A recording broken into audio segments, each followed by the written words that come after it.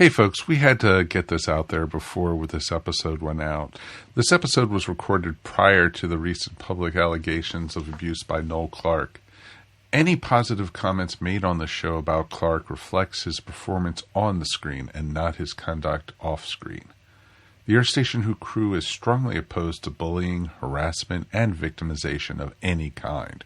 We support those who have been affected and stand with those who bravely call out toxic behavior. You're listening to the ESO Network, your station for all things geek. Ian, look at this. What, it's a police box. What on earth is he doing here? I mean, these things are usually on the street. I feel it. I feel it, you feel it? Faint vibration. It's alive. Earth Station Who, a fun mashup celebrating nearly 50 years of Doctor Who universe. Hold tight. You never know where the TARDIS is going next. You're probably a bit confused right now. I broke the glass. It's all come back to me. This. What is this? That's my ship. What? Let me take it from the top. Hello, I'm the Doctor. I'm a traveller in space and time. And that thing buried down there is called a TARDIS. Time and relative dimension in space. You're gonna love this. Hey there, Whovians, and welcome to another episode of the Earth Station Who podcast. That's right, folks. We are back, and we are looking at the 10th Doctor era once again, and we have a great one for you. We are looking at the introduction of the Cybermen into the new series. Technically, you saw them once during the 9th era, but that was just their head in a case or something. So this time you got full-on Cybermen fun. And it was a lot of fun to be able to talk about this one. So we were looking at Rise of the Cybermen and Age of Steel. It's a two-parter. You got to do them together. You couldn't do them separately. It would be just too weird. Especially this one. Oh, yeah. I mean, Exactly. And there's a lot that happens in this that we'll talk about. And it leads into even later into the series and such, which is pretty awesome that they were able to do that. So we had a great crew. Joining us once again, coming to us is podcaster, life coach, all-around great person, Shannon Clute. Hello. How y'all doing? It's good to have you back on the show. Yeah, I'm so excited to be back. Thanks for having me. Hey, no problem. When we were getting into the 10th Doctor era, I said, we haven't had her on the show for a lot. And I know this is right in your wheelhouse. So this is perfect. It is. And you're celebrating with it tonight. I see you have your libation for the evening. Ooh. It is an Indian Brute. Oh, quite nice. Delicious. So celebrating Jackie Tyler's 39th birthday, I see. 39th. That's right. Air quotes around that. Yep. Cheers, Jackie. Here's Jackie. And we have our regulars, and of course we have our regulars with us. Let's say hello to Mary Ogle. Hi, everybody. It is fantastic to be here. Oh, yeah. It is great to have you here. And, of course, Mr. Mike Gordon. Howdy. You know, tonight we have 2 Floridians and 2 Georgians. So, it's even for once. So Florida in the house. Exactly. Woo. See, Mary? We're going down. You're not on. Oh, yeah. Oh, I think both states are going down, but that's a whole different I think story. we've already gone. Yeah, well, yeah, kind of, sort of. But it is great to see everybody here, and it's going to be a fun one to talk about tonight. If you want to jump in and, leave us feedback for this, we'd love to hear from you guys. Feedback at earthstationwho.com is always a great place to get in touch with us. And, of course, we have a great Facebook group on, what else? Facebook. Just look up Earth Station Who.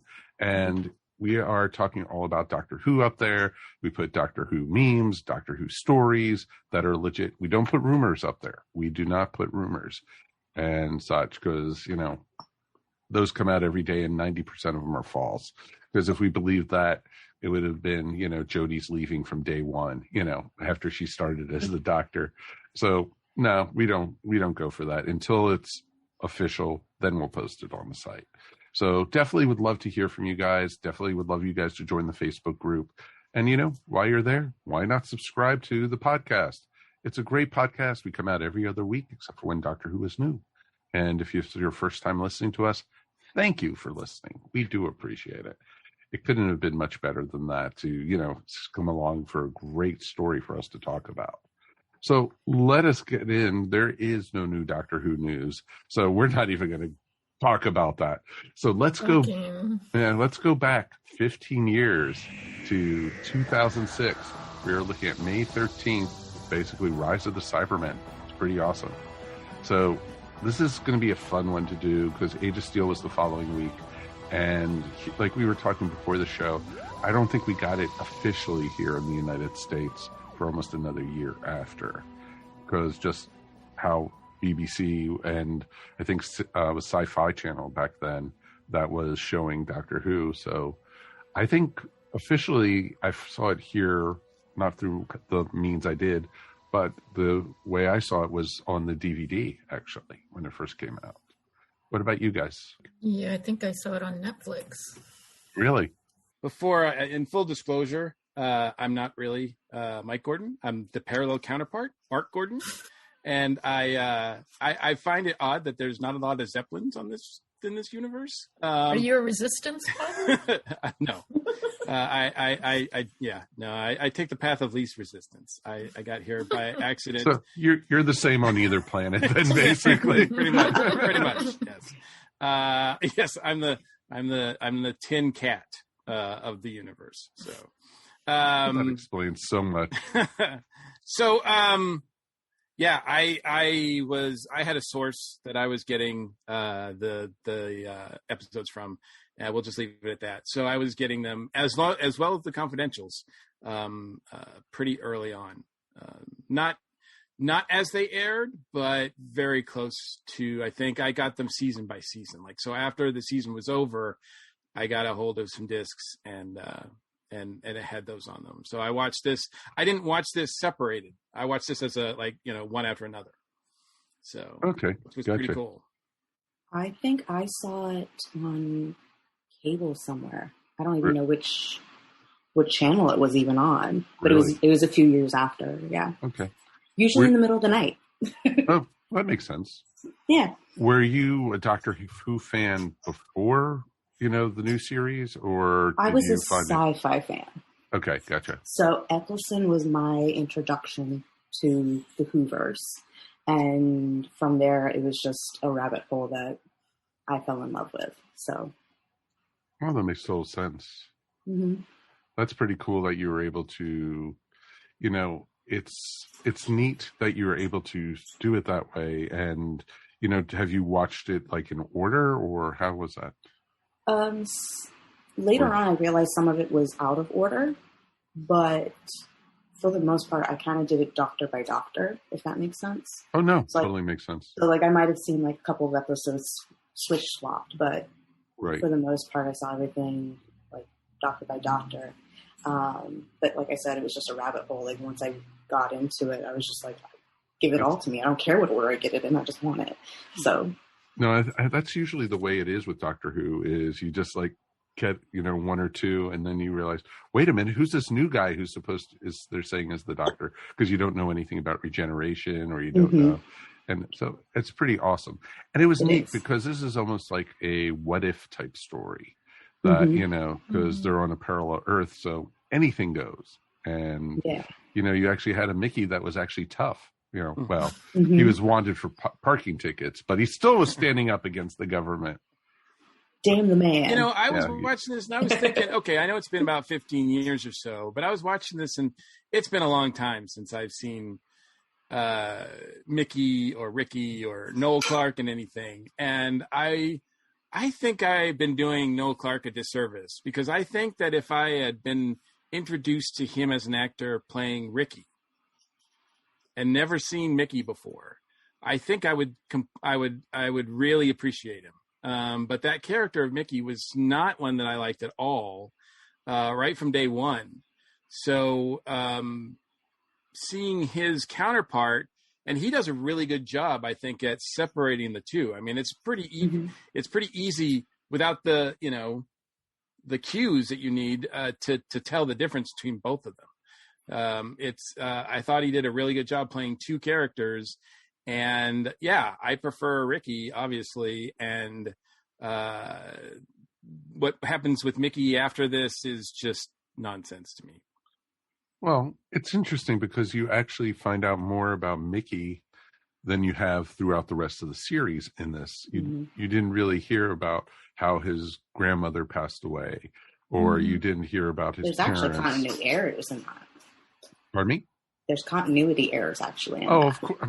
This is Doctor Who. There's I know, continuity but I love Continuity error. it. But I loved it. Like, actually, the first time I saw this episode, I was like, wait, his gran? But what about his mom? Because I was like, no, Rose made a big whole deal about his mom the one time. And so, like, for me, it was like one of those, like, hey, wait a second. Wait. Let me turn that back. Rewind. Turn that back. Wait. No, I agree with that. And this is Doctor Who, you know, and they sometimes, some of the continuity falls through because, especially, it's a different writer. Yeah, but it also writers, shows directors. Exactly, but the showrunner should have caught something about that. Or the script editor. There was a script editor on it. Yeah. True. But, I mean, not surprising. I don't think they cared overly much. I mean, they needed a better backstory for him anyway, so yeah, I'm willing to go with the second one. It was neat, though, because this episode also was directed by Graham Harper. And Graham Harper has such a history with Doctor Who, with especially the classic series. And it was neat to see him come in. And I think this was a great story. This was a lot of fun, and it flowed. I haven't seen this probably in about 10 years. And so it's, you know, it was neat to see and I enjoy it again. And, you know, this time getting to see it on a 65-inch TV and like, boom, you know, in higher dev. And it was pretty awesome. So it was a lot of fun to see. And, you know, Cybermen, you know, this is Doctor Who needs the Cybermen, you know. I think, what was it? The third Doctor was the only Doctor that never faced the Cybermen. Oh, 8, but you're not counting. They're actually fairly scary here too. Oh yeah, for the new Cybermen, because as everyone knows, I'm not a fan of the robot Cybermen. I like the older ones much better, but they actually do a pretty good job making them fairly menacing. I like the attention to detail about it. Like, they really took the time to make sure that the Cybermen were scary. Like, they're like, we need to pay homage to what it came from, but we really need to make sure that this is something that the modern era is going to be like, keep that away from me. Like, nope, I'm good. I don't like that. That's wrong. No. Kind of thing. I enjoyed it, and it was great because the last couple times you saw the Cybermen before this in the old series, they weren't that scary. And it was neat because they recreated them and made it something plausible, that, you know, it was something, you know, that these weren't alien Cybermen. These were humans that were, you know, basically their parts were recycled, and the only thing in it was their brains mostly. That they made were it very clear, Oh yeah, and the whole thing about them preying on the vulnerable too in the beginning, when they're preying on the homeless people and dragging them away. I thought that was pretty scary. Oh, the scene where they were in like the junkyard or something, and they were grabbing the homeless and like, hey, there's biscuits in there, there's, you know, sausage rolls, and, you know, and it was like, and beer, and it's like, you would have almost had me at the beer. You almost would have, you know. But, you know, I would have known something was up. This might have was been interesting, my though. introduction to the Cybermen, because I had watched a lot of classic Who, but not as much as that. Like, I don't know that I can't ever remember seeing. I knew who the Cybermen were because I'd seen photos of them, et cetera, and but I don't think I'd ever seen a Cyberman story before this. So this was the first time. So I didn't know that the origin was different. I remember hearing from a lot of fans that at the time that, you know, that this was not the Cybermen of classic Who. But no, I agree. I think it was a pretty I think they looked pretty cool, and I think they also were pretty scary. Their construction, the idea behind them, David really sold it whenever he talked about how horrifying they were. And I think that later on, this design becomes more and more, Iron Man-ish or whatever. It becomes a little bit more like plasticky.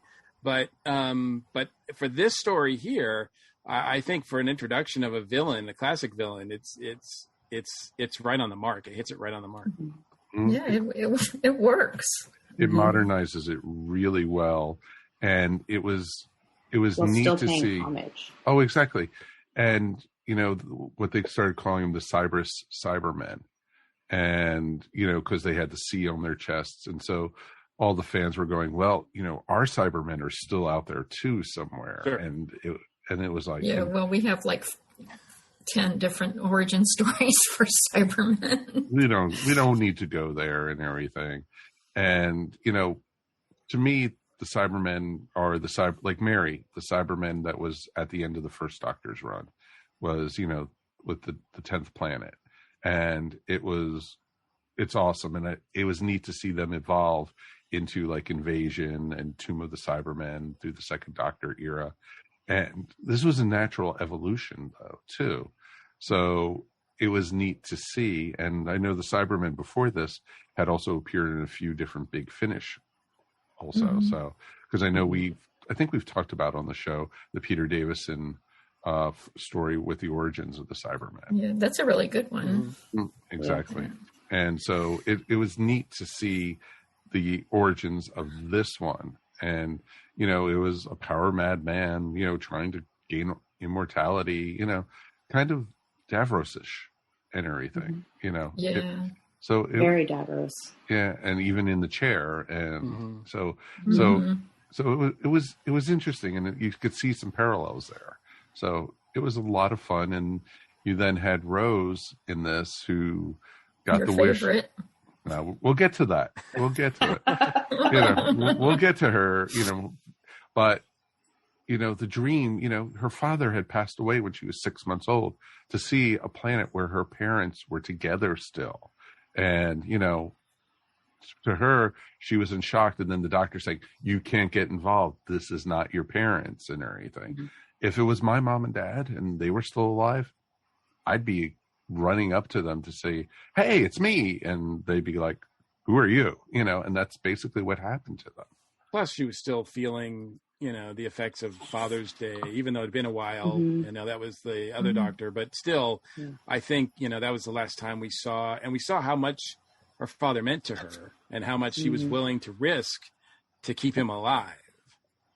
Yeah.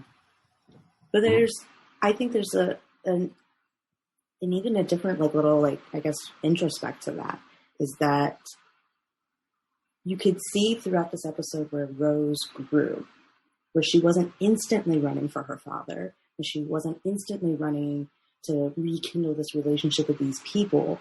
You could see there was some hesitation. She was having to think it through. So she learned her lesson from the paradox. But you could see also the concern for the doctor because he didn't think she did learn that lesson from the paradox. I don't think she did. And not till the end, because she was pretty selfish at the end when she called him dad. That wrecked him. She did. And she only did that. The look on his face. Yeah, the look on his face. Yeah, and he just could not accept that. Yeah, because which would be very understandable. Yeah, I mean, because she represents everything that he had just lost, and a future that would never be. And she just didn't understand that. She couldn't understand that. No, she didn't. She's got a lot of growing up to do still. Oh yeah. No, it was very selfish. Exactly. But it was just interesting because, this is a Pete and I forgot what her name was, the mom. Jackie, that's right. Pete and Jackie, who were already split up, but it wasn't official out in the public. And they had a failed marriage and they never had time for children. And they were more materialistic. They were successful, but it shows you that sometimes success isn't all it's cracked up to be. Yeah, it didn't fix everything. Exactly. And I found that really very touching, actually. But interestingly enough, I mean, Jackie's pretty much like she is on our Earth or whatever, and but Pete's a little different, or at least to the point where he's not a bad guy. I mean, we find out later that he's working for the underground, like he's concerned about what John Lumick and Cybers is doing, and is trying to do something against it, working against them, and that was, that was pretty cool. I did not see that coming, I think, the first time I saw it. And I even forgot about it this time. Yeah, he's still humble at heart. Like, he's still the guy who had to, like, work for what he has. I love that line. He says, I've been rating you guys. I'm Gemini. But, I thought I was rating the Ministry of Defense. Instead, I get the Scooby Gang. I love the Scooby Gang line. Exactly. And you even have the van. It's just like... And the dog Rose. Poor Rose. Wow. Well, technically, Mickey was the tin dog. The tin dog. Not this time. Yeah. Not this time. He finally got to shine this time. No. He did. But even you had Mickey running back to his grandmother and meeting up with her, and so it was really interesting. The whole, because you didn't realize he had all this guilt because he blamed himself partly for his grandmother's passing because she fell down the stairs because the carpet or something like that they touched on. Still needs to fix that carpet, by the way. Yes, before he goes to Paris, he needs to fix that damn carpet. That would be very ironic. The second the doctor leaves, she trips and falls downstairs. And Mickey is back in the same place he was before. Damn it. But I, through the first half of the first episode, here we get the Mickey I don't like, the one who's just whining because, he's jealous about the doctor's relationship with Rose, and, he's just pretty stupid about it, pretty obvious. It's like, how could you don't care about me or whatever. It's not until he goes up and meets up with himself really that he finds out that he can be more and get some confidence that way. And I appreciated that. I like his arc in this a lot. And like I said, I don't think I've been giving Noel Cowell that much credit because he's excellent in this story. I just wish they kind of left it at this. Actually, I don't mind him the next time he appears. It's kind of, I felt kind of bad for him. Rose is flaunting herself all over the doctor. That's like basically your ex-girlfriend flaunting herself all over her new beau, or boyfriend or girlfriend. And, basically, in front of you. And it's just like, gee, can you be any more obvious, type thing? It is an awful position to be in. The show starts with them giggling like school kids, like a school couple, and he's just been holding this button for 30 minutes. They forgot about him. They forgot he was there. And they're just laughing at him, and you're like, man, F you guys. Man, yeah, you guys are jerks. Oh, I would have gone, all right, stop the TARDIS now. I am getting the F off of this thing, And he I did. don't care where. He did. When he took his finger off the button, he did. Because he's like, you know what? I'm better off with Cybermen. I've got more chance of happiness with the Cybermen. It's the zeppelins. I tell you, he just loves the zeppelins. You know what? I would have, I was looking at it, I'm like, guys, did you have to put 15 of them in the sky? Couldn't you just back? Yeah, that was ridiculous. They'd just be running into each other. No, it's is there air traffic control problems with these? And you guys, I guess people were living up there. They kind of hint that that's there's. What it sounded that's like. what it made Lumick it sound seemed like. to be living in one. Yeah. How Jackie was wanting one of her own. Yes. Right. She's like, I'm the only one who doesn't have one. Right. I don't have my own personalized. The upper Zeppelin. class lives up there, the royals and all that kind of live up there. Oh yeah, it's almost the soldiers. Yeah. Because it was almost like a police state that there was curfews and there was, all on the lower, because when Mickey was trying to get to his grandmother's. And, they said, oh, it's before 10 p.m. It's like, what happens at 10 p.m.? Curfew, you idiot. It's just like, where are you from? Type thing. And it's just like, so it definitely felt like that way. It was a huge class system almost. And everyone, in London had those damn earbuds And that's why I will never. This is why I don't do EarPods. Yeah, exactly. I was about to say that. So that's why I No, said the that's same how you thing get while I was Cybermen. watching it. I'm never beat me buying to it. AirPods. And you think That's about how it. you get Cybermen. 15 years Exactly. ago, people were putting like the Bluetooth things on their ears. You saw people all the time with these things on their ears, and it was like, yeah, this was very much of the time where it's like, that you could see this happening and play out this way. Oh, very much so. And we even had people had the one in their one ear and everything, but we had salespeople on our teams that had them so they'd be able to be on both lines, had them on both ears, and it was like, oh, you're going to become a Cyberman. You are so. And then when Apple came out with the the EarPods, it was just like, oh, it's like, hell no, this is why I have wires, baby. And as much as the doctor is blasting and it finds John Lumick and what Cybus is doing evil, I mean he's always like there to say like human and comment on what humans are doing. Like, man, you guys will do you'll go out of your way to have someone control you guys. Like it's almost like you guys prefer it. Exactly.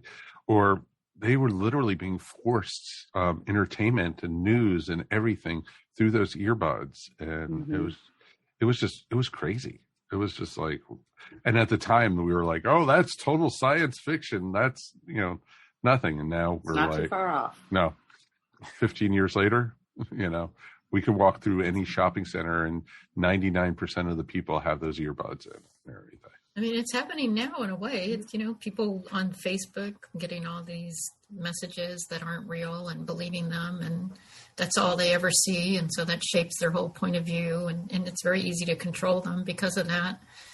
I mean, it's the same type of idea. It's that very sort of populist nationalism idea, how you fall into authoritarianism. Exactly. It was just a form of control. And it was amazing to see that. Mike, they were being upgraded. Okay, Mr. Happy-Go-Lucky.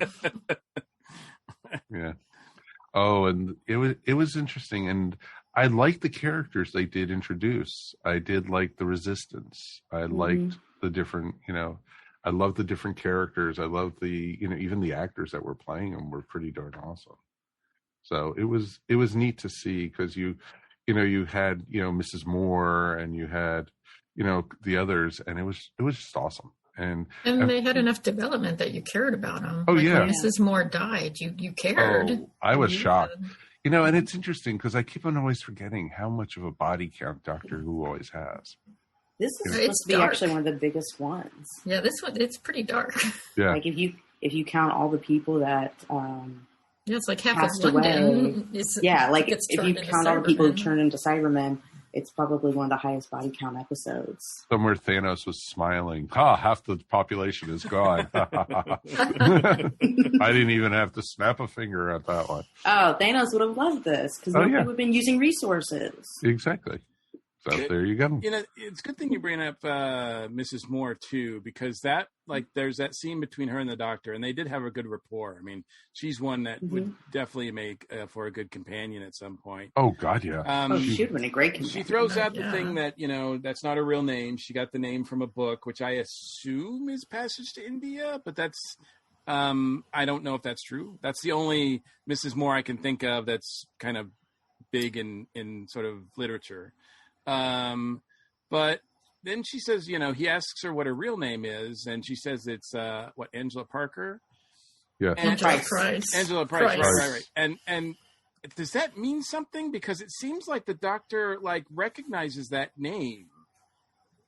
I feel like that name has come up before, but I can't figure out where I know that name from.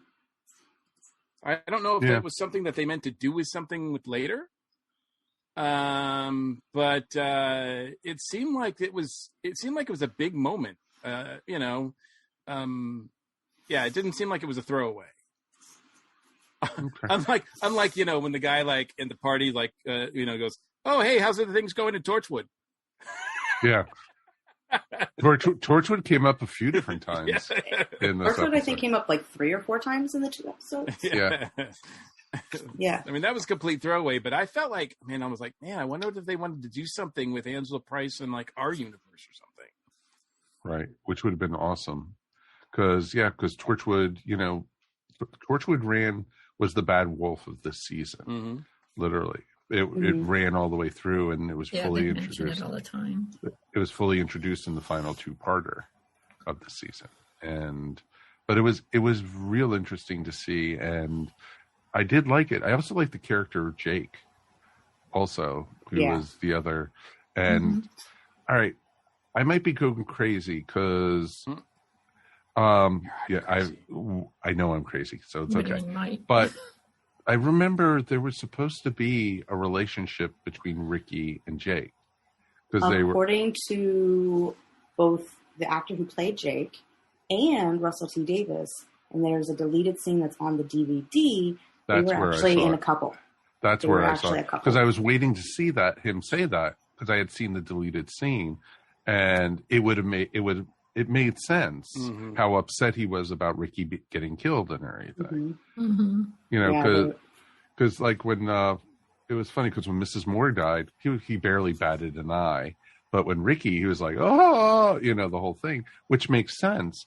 And I was waiting for that scene when he was talking to Mickey and saying Ricky was my lover. We were more than friends or whatever they said, because I had remembered seeing it, but it was just like, where was it? Did I miss it? I even rewound half the episode to make sure I didn't blink or something like that.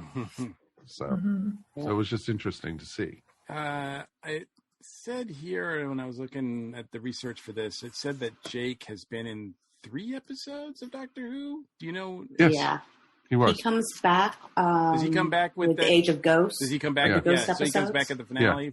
He comes back with Mickey. Okay, gotcha. When they. He comes back with Mickey and Key. I didn't remember if he came back or not. So yeah. I did. Because for some reason I was thinking we saw him on our universe or whatever. But I guess that's not true. No, well, I mean, technically you did. You did see him in our universe. Yeah, I know, but I mean, yeah, I know where you're going with it.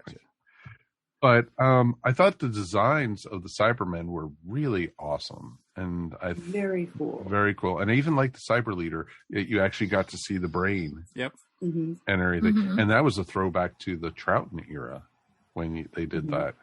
So, which was pretty cool. So, and they had the teardrop. Oh yeah. You always have to have the teardrop. I love the teardrop. That was doing research for this podcast. I was like, I got to find out I want to find out some cool information, like stuff that I didn't realize before. And that was the first time that the Cybermen actually had the teardrop in 31 years. Wow. Really? Wow. That they had taken that design off of Cybermen, and then this was the first time that they brought it back. I think it's stuck all the way through from that point on, except for when they brought back the original Cybermen who just had the round, look like goggles. Yeah, there's something about the teardrop that reminds you that there's a human inside. And when you see scenes like, when we find out Jackie's been converted and how horrifying that is, it just, I think it adds to that moment. It's a little touch, but I think it adds to it. Yeah. It was good. The design was awesome. And you even had the bar across the head, just like, and, it felt retro, but new. And that was what made it pretty awesome. And, I loved, that their legs, when they showed the feet, when you had the stomping, going through, and it was just awesome. It made you feel they were menacing. They were solid steel, and they were just and they were a force to be reckoned with. Not like the later Cybermen in the old series where they actually started having emotion. We're going to get you, Doctor, because we, it's just they're scarier without emotion. Oh, yeah, exactly, and that's what made the Cybermen better.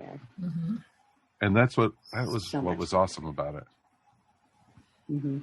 So. I definitely, this was awesome to see. And, I could have done it without the Cyber Leader chasing after the people climbing up the ladder. The blue. At the very end. That was kind of silly. That was very cinematic. Yeah. Exactly. Yeah. I felt like I was watching The Rocketeer or something like that. I felt like, okay, this is their Die Hard moment. It's like, right. Yippee-ki-yay, Cyber Leader. Exactly. So I did. Might have also been a caveat so that way they could say for sure that Loomis was dead. Well, exactly. That's true. That's very, very true.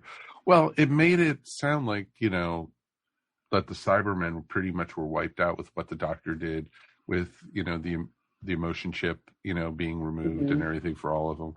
It made it sound like, but the Cybermen kept on coming back and coming back and coming back, all through the Tennant era and even into the Matt Smith era. Mm-hmm.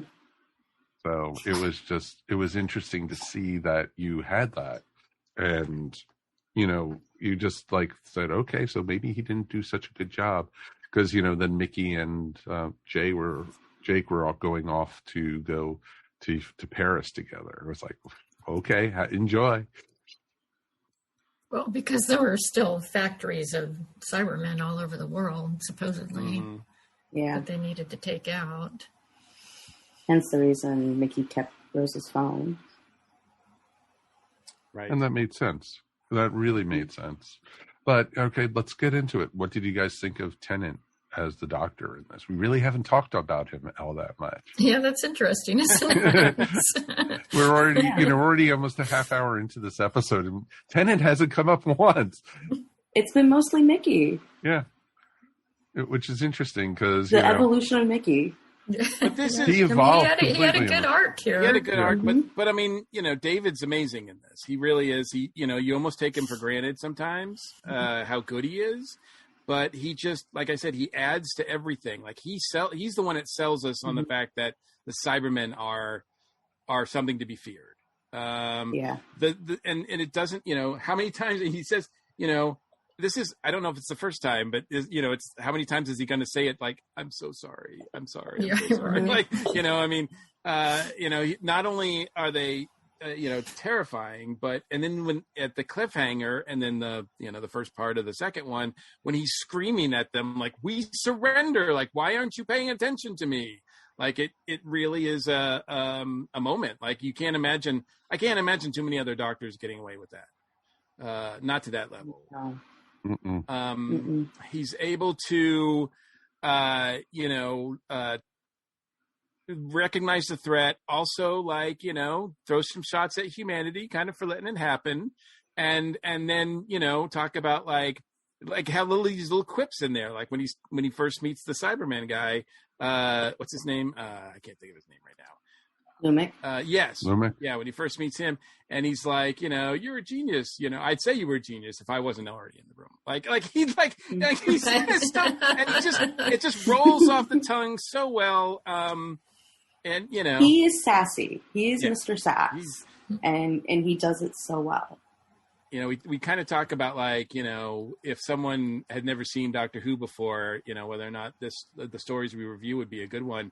This two-parter wouldn't be bad at all. Like if someone hadn't seen Doctor Who before, the whole parallel universe thing might kind of throw them. But I think for the most part, also that scene with Mickey when he's talking about how this shouldn't happen, this would not have happened, back in the day, because the Time Lords controlled even parallel universes and the walls to get to them and everything, and how that's been, something that now it's upon him. He says that at the end of this, it's like, there's a rip in the wall and I have to close it. Because it's my responsibility to do that now. Because if we only knew how true those words were. Yeah, I was going to say. I mean, that a little and how they haunt his next generation. No, absolutely, yeah, exactly. Absolutely. I mean, it's amazing to me too. The Russell T Davies there. These guys are writing and they know what they're doing. You think, oh, this two-parter is great. The Cybermen are back. That's cool. You kind of forget about them for a little while, and Army of Ghosts happens, and it's like boom, and everything from this two-parter comes back in spades in the finale two-parter. It's just it's just really good writing, really good show running. Yeah, it really made me, every time we watch one of these good episodes know, from RTD or Moffat, I'm like, I'm so nostalgic. I didn't want to say it. I want it back. I mean, I didn't want to say it was that. the pinnacle. It was the pinnacle of everything that could be right with The Who. You had a director who came from the original, so paid homage to all of that. You had amazing writers, an amazing showrunner, amazing talent to give the performance that backs everything else up. Like, it was like amazing on top of amazing on top of amazing on top of amazing. So the only true thing you could have is an amazing show. Oh yeah, I agree completely with that. And that's what made it so fun, is you had, all this, nostalgia. It is, you had smart writing, you had smart show running. They had plans already. They had this whole season arc already spelled out. They knew exactly where they were going to be going with this. They knew Rose Not was just going like to leave. They knew all that. So, Oh yeah. Everything is leading to that. And yeah, it's just really well done. No, and that was great about it. So let's bring up Rose. I know biting my cheek as I'm saying that, but I enjoyed her overall in this. Like, she wasn't just lovey-dovey, except for at the beginning of the first episode, but she wasn't all googly eye with the 10th Doctor. She was, she had focus. She wanted to get to her dad. She wanted to, show them, assuming that, everything was going to be great. The look on her face when she was talking to Jackie on the patio, and it was just awesome. When Jackie starts screaming at her. Oh, because exactly. Because at first, they're all like, "Oh, everything's how exactly? How dare you? You're a waitress. I don't know you." And it's just like, and the look on Rose's face is like she just got hit with a 10-ton truck and everything. And it was just like, and this is what the doctor was warning her about the whole time. And it was just awesome. And, don't expect, I love it. Jackie was a total biatch at that point, like, you're not going to be getting your pay. You're fired. You're out of here. You don't talk to me that way. You're not good enough to talk to me. Exactly. Yeah. You're lower class. I am, above you and everything. And it was just great. And it was, and then at the end, Rose, when they came back and, they landed in Jackie's apartment, and it was just like, Rose running out is like, "You're alive." Of course I'm alive, So it was awesome. Jackie was really good mom in that moment. It was a good mom moment because she immediately says, "What did he do?" Yeah. Oh, exactly. I feel like she says that every time, though. Exactly. Like, if Rose comes running into her harm, she's like, "What did he do this time?" Yeah. It's actually a fair question. It is a very fair She's question. She's the one who notices that Mickey's not there. Like, she's like, "Hey, where's Mickey?" Yeah, she notices immediately. Because they bonded over the fact that Rose was running off with the doctor. True. Yeah, and both of them were being left behind. Exactly. And they were hanging out together because of, they had the thing because Rose was off with the doctor. And it was interesting. Like, hey, Mickey went off with you. Where is he now? Is he still in the TARDIS? And it's like, oh, that's going to be a fun story to tell you. Yeah. But they all come back together. Yes, they do. Talking about come back together. Rose, I see what you're saying, Mike. I agree with you to the extent that I think Billie Piper was really good with what moments she had to work with. But as far as liking Rose in this as a character, no, I don't like any of the decisions that she makes or what she does in this. I'm glad you said it because everyone beats up on me. They're selfish decisions. She's pretty selfish throughout this whole thing, and she doesn't really add much to it. She's kind of the third wheel in this one. I think she's just merely the plot device to bring in Pete. Yeah, like that's really her only role in this series. although I think there are very small moments where you see the evolved Rose, the Rose that we see at the end of a lot of like the next couple seasons or whatever, where she is that almost kind of like warrior-esque kind of Rose. There's glimpses of it through this episode, but it's that change between the 19-year-old Rose who jumped in the TARDIS with Eccleston to what we have at the end. Mm-hmm. No, that's very true. That is very, very true. And I could see where you're saying that the whole selfishness, and I agree. And we've talked about that already. You know, it's your parents, you know, it's your long lost parents. And she's still very young. Mm-hmm. Very young. She's what, 20 now? Yeah. Yeah, at the most. Yeah. But, and I, you know, look, in the beginning, she's selfish. And then, you know, I think she takes it upon herself. Like once she finds out that her parents or her parents on this world are separated, she then decides that she's going to bring them together. But she doesn't get to do that before she can start really doing that. The Cybermen come in, and she's still committed so much that she wants to go with her father to rescue Jackie. It's really important that she get her parents together. And when that fails, I mean, she's devastated, and rightly so. And I mean, she goes through a lot in this, but I think, we have to wait till future episodes to find out exactly like how much this has really affected her and how much she's grown from this. Mm-hmm. Exactly. And, you know, because they're the lovebirds literally all the way from this episode all the way through the end of the season, if you think about it. Because the next one is the Idiot Lantern, I think. Yeah, the Idiot Lantern. And then you have, the Satan Pit, and you got great stories. The rest of the season pretty much is great, except for Fear Her. But, that's... We can just forget about that one. Exactly. But, you've got some great stuff coming. But it pretty much, and that's where you get into the whole thing where Rose Tyler's going to die, the whole thing. It's just like, really? We don't really need to worry about that. But this season was a great season. It was. And David still, it feels like he's played the Doctor at this point, for years. And this is his first season. This is only halfway through his first season. Mm-hmm. Yeah, no, exactly. Yeah, and he embodies the Doctor. Mm-hmm. Mm-hmm. There's no doubt in your mind that he's the Doctor. Mm-hmm. Exactly.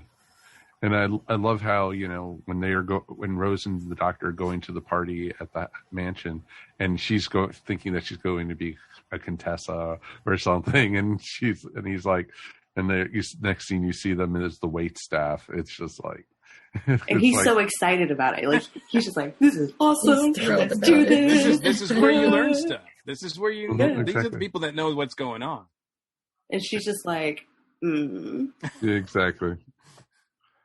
It's like, really, But then again, you gotta think about it though. Homegirl did get the bad jobs. I mean, she was a kitchen cook. That's true.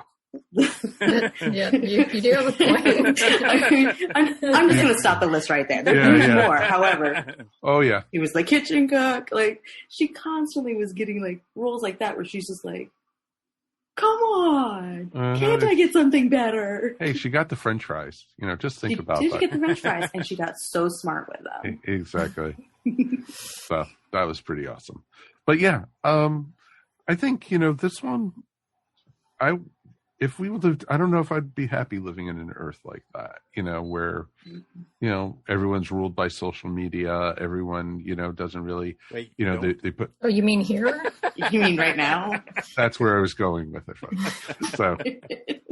So yeah. Hey, it was. I gotta say though, say what you will, both the character and the actor playing the President of Britain was a pretty cool guy. Very cool. Did really like him, did like his moments. And also, I want to give a shout out to the guy, Colin Spall, I guess, who played Mr. Crane. What a cool little character he was. Yeah. He was also in the original series. Was he? Yeah, he's one of, I think only like 6 actors who did both. Oh wow, I didn't The know old that. and the new. Yeah. It's kind of familiar to me, but I couldn't place him. At first I thought Mike. I thought he was the guy. My first thought was like, is that the guy who plays Holly on Red Dwarf? But I'm like, no, it's not. No. But he was pretty good. He stood out to me. I did enjoy his performance, and you know, he tries to get back at his boss too, which I thought, good for you, man. Yeah. It goes to show you how important well-developed secondary characters are. Yes. I mean, I think that's one of the things that's missing. Yes. In the current Doctor Who, and it makes a huge difference in the story. I've been so biting my tongue because I'm like, I don't want to keep comparing this to New Who. I don't want to keep comparing this to the new stuff, Chibnall stuff. But I think it's important to notice, to note the difference and what's missing. Well, exactly, and it was interesting because the actor Colin Spall did appear in Revelation of the Daleks in 1985. Who is also the same director who did the series. Oh, wow, that's cool. Exactly. Wow. But I love the scene when people were starting to get, being put under control from the earbuds, and he started hearing it. He said, "Oh, no, you don't," and he yanked the tossing that out. And that was just awesome. And then he took out, pretty much the bad guy. And, it was because of him that he got upgraded. Quicker than he wanted to. Oh, yes. Very much so. So I think it was a lot of fun. It was a lot of fun. Any final thoughts before we go ahead and rate this one? Did we miss anything? I think the only thing that we haven't mentioned is, man, I miss Murray Gold doing music. God! Yes, yes. I actually played the theme both times, because it was like, oh, I love this one. His music for the Cybermen was really his composition for the Cybermen. I don't know if I see the Cybermen without that music now. It doesn't feel like it's Cybermen. It feels weird. Yeah. So. Such good stuff. Such good stuff. The music as a whole in these shows were amazing. Yeah. Like even the jungle one. What's the name of the song? Oh, in the Weema Way? In the Weema Way. Yeah. It's like totally not the same with the song. Yeah, while the people are being converted. While the people man, what a CG effect of that was with all the blades. Oh yeah, play track 13. It's like okay. It's like, and I was like, God, I need a lot louder music than that to cut down that screaming. I'm like, did Disney approve this? I don't think that they would approve this. Well, it was interesting. It definitely was interesting. But the Murray Gold is missed. It is. All right, folks. 1 out of 5 TARDISes, 1 being the worst, 5 being the best. We're rating both together. So, Shannon, you're first here. I'm going to rate it on the higher side. I'm going to give it a 4. But it's only because it's literally the catalyst for so much more. So without it, you kind of miss out on a lot. Okay. That's totally fair. It's totally fair. All right, Mary. I like these 2 episodes a lot. I mean, I really enjoyed them. And there's not a lot even being nitpicky that I can say that's which I usually am, that I can say that's bad about them. So I think I'm going to give them a 4.5 because I really enjoy them, and I would highly recommend people who are new to Doctor Who to watch these. I think they're that good. Agreed. All right, Mikey. I'm gonna agree with Mary. The 4.5 for me. It's what keeps it from being a 5. I think is Rose, actually, and I don't usually come down on her like as hard as you guys do, but not while I'm drinking, dude.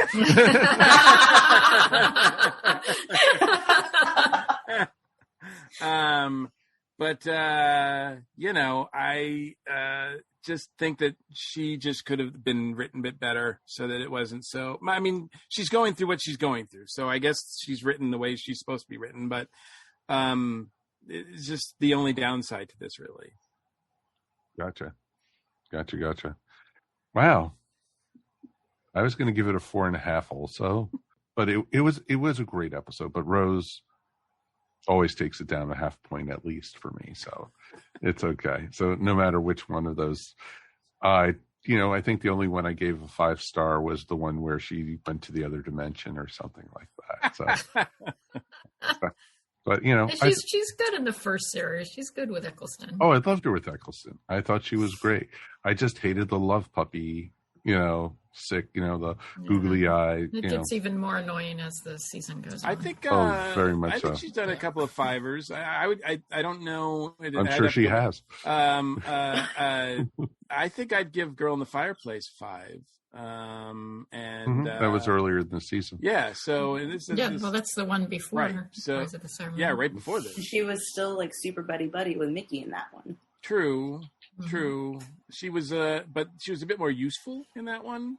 Mickey was the one that was not useful in that one. Mickey was the one that was not great in that one, I think. So, Right. They do still have a problem, with. That's the age-old problem with Doctor Who. When you've got more than one companion, it's hard to balance them out so that they all look pretty good. Right. Mm-hmm. Exactly. They just don't. I don't know what it is. It's just the writing. They just can't write for more characters, and it's weird. But we definitely would love to hear from you guys at home. Please write us feedback at earthstationwho.com. Let us know what you guys thought. Did you like it? Did you not? Did Rose do it for you? We want to hear. We want to hear the good, the bad, and the ugly. So please definitely let us know. Let's thank Shannon so much for joining us tonight. Thank you for having me. So I love talking about Who. Thanks for bringing that wine. Thank you for bringing, it was really awesome. Right? If only you could share through the screen, it would be really awesome. I still have like half a bottle here, so it's going to be a fun evening for you tonight. No, I've got a really cool specific stopper just for bubbles. So. Oh, really? That's awesome. Yeah. So I can go put this back in the fridge and finish it tomorrow. Yay! There she goes. It's and be a responsible kid. Oh, wow. Don't go that far. Unlike definitely, the restaurants. Yeah, exactly. I was going to say I've still drank half a bottle. I would have been like, I have no use for that. No, exactly. It's like, what? Stop moderation? That's not on Mike Gordon's list. Are you still doing the podcast? Tell us. Yes and no. I'm currently on a hiatus. I've been having like a lot of stuff going on in life as a whole. And so I haven't been able to spend as much time with the podcasting because I'm still having to do all my editing, and I cringe every time I have to hear my own voice. So after 10 years, I still feel the same way. So it's okay. Yeah. It's always weird. Yeah, exactly. It's so weird. Like the second I start hearing myself talk, I'm like, oh, I can't do that. I don't sound like that. Is that what I really sound like? I'm like, oh, I think it sounds good. Okay, we're just gonna do it. But I'm currently working with a couple of people to create a few series that's going to be on the podcast. Oh, awesome! So it's kind of fun to. We're in the planning stages for all of that. So where can people find your older episodes then? Still on the same everything else. So I am a life coach. My business is called Revolutionary Rebels. You can find me on Instagram and Facebook. And the podcast is literally everywhere, and it's Revolutionary Rebels Podcast. We do a lot of really cool stuff for quarantine and through COVID. I actually did a few episodes with a yoga instructor on ways to kind of help de-stress and breath work and things like that to kind of help release a lot of the chaos that is going on.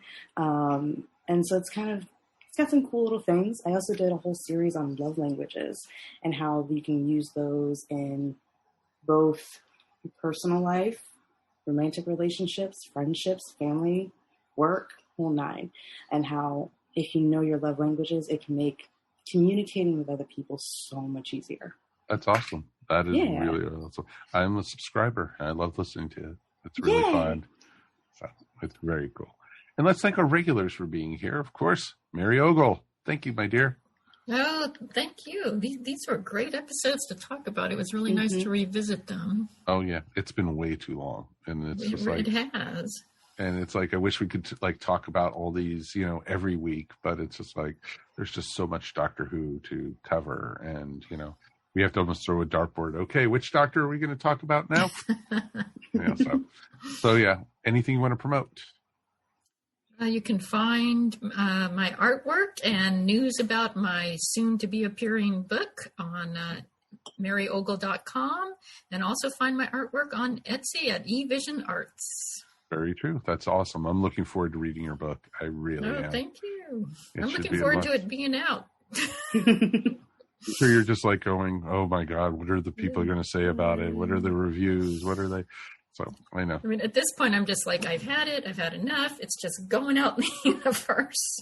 Kind of like Shannon's podcast. Awesome. Yeah. Exactly. Well, that is awesome. And Mr. Mike Gordon, how you doing? You had a good time tonight, sir? As always, it's my pleasure. And I guess I will go and get the real Mike Gordon to be back here. So, because I miss my zeppelins. You miss your zeppelins? I have to be in my universe with zeppelins. Oh, I could play you a Zeppelin song or two, you know. but yeah, it's cool. So awesomeness, folks. Thank you guys again for listening. Of course, we'll be back again in 2 weeks, and we're going back to the Second Doctor era, who we spoke of earlier. So it's going to be a lot of fun. We are looking at Fury from the Deep, the newly animated adventure. So it should be a lot of fun to talk about. I haven't seen it yet, so this is going to be great. So it should be very, very interesting. Until next time, my name is Mike Faber. We will see you here on Earth Station Who. Thanks for listening. Go get vaccinated. Peace, and we are done. You have been listening to Earth Station Who, a bi-weekly pop culture podcast dedicated to all things Doctor Who, featuring talent from across the universe.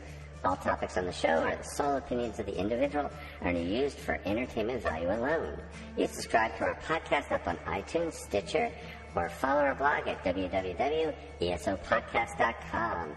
You can also follow us up on Facebook, Twitter, or Google+. If you enjoyed the show, please leave feedback up on iTunes.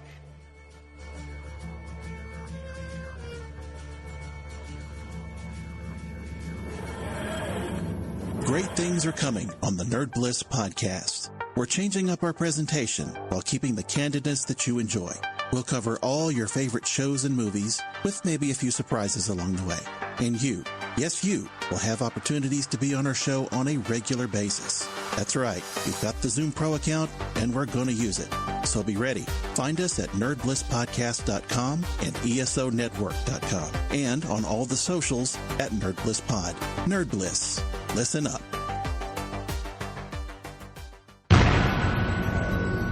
This has been a broadcast of the ESO Network. Be part of the crew and help support our shows by donating to our ESO Patreon or by shopping at the TeePublic store, which can all be found at www.esonetwork.com. The ESO Network, your station for all things geek.